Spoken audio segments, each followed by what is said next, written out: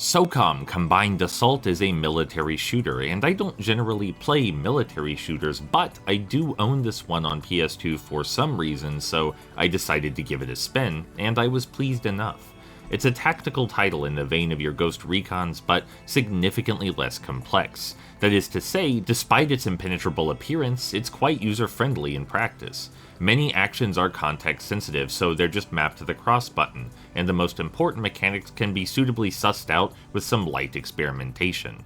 The game is just as immediately accessible on a design front, thanks to an excellent usage of tone. The whispered way your characters walk, talk, and even the light combat options at your disposal all inform you that, hey, this is a slower-paced, higher-stakes shooter where resource management, ammo conservation, and stealth are of chief concern. Environments are large, being laid out with multiple avenues of approach, and sure enough, assaulting enemies from a slightly different angle is enough to get you the upper hand in most any circumstance. Your enemies die fast, you die fast, and planning out simple strategies for each encounter is crucial to victory. It's cool. That said, there are still clear, inexcusable issues with the AI and presentation. To start with the former, both your squad mates and the enemies are comically suicidal and lacking in aggression. You'll often find allies and terrorists standing around doing nothing, regardless of urgency or even the orders provided. I never felt like Rambo or anything, but I caught my foes with their pants down way too often.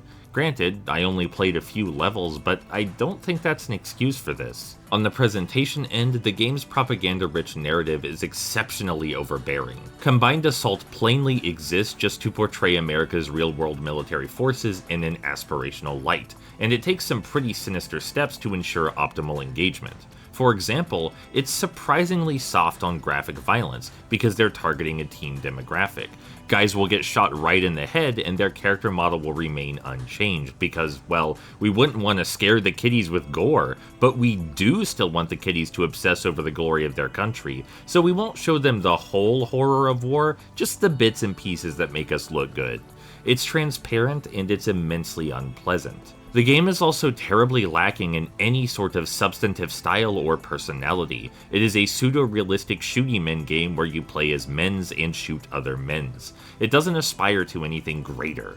But if that really doesn't bother you, I mean, I had a good enough time with it, so maybe other third-person shooter enthusiasts also would.